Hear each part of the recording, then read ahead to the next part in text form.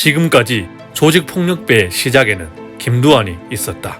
조직폭력배는 1930년대 일제강점기 시절부터 시작되었다. 이때를 낭만파 주먹시대라 부르며 조직들은 연장을 사용하지 않고 오로지 주먹으로 싸웠다고 한다. 그들은 집단으로 한 사람을 노리지 않고 1대1로 싸웠다. 시골에서 덩치가 좋고 싸움을 꽤 한다는 청년들은 모두 먹고 살기 위해 도시로 이동하였다.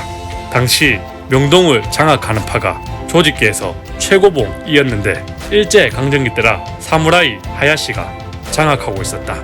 하야시는 일본에서 건너왔지만 원래는 한국인이며 한국 이름은 손우영빈이다.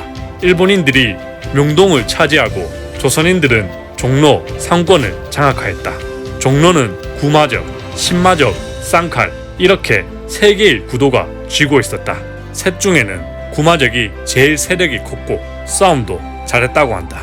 어느 날 쌍칼이 세력을 키우기 위해 구마적에게 덤볐지만 완전히 깨지고 패한 쌍칼은 만주로 떠났다고 한다.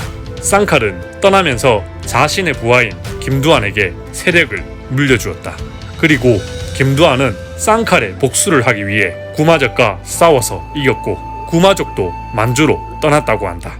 당시 주먹 세계에서 패한 사람은 만주로 떠나야 했다고 한다.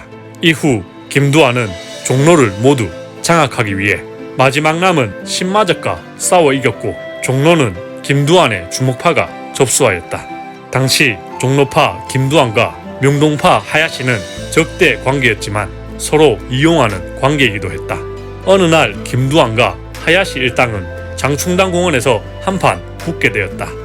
맨주먹으로 싸우는 김두한파는 일본도를 사용하는 하야시파를 이길 수 없었다. 싸움 후엔 김두한은 하야시가 한국인이라는 걸 알았고 그 둘은 형동생하며 지냈다고 한다.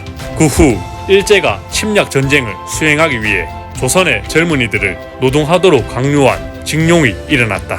김두한은 하야시의 도움을 받아 반도우용 정신대라는 조직을 만들어 활동하면서 징용을 피했다고 한다.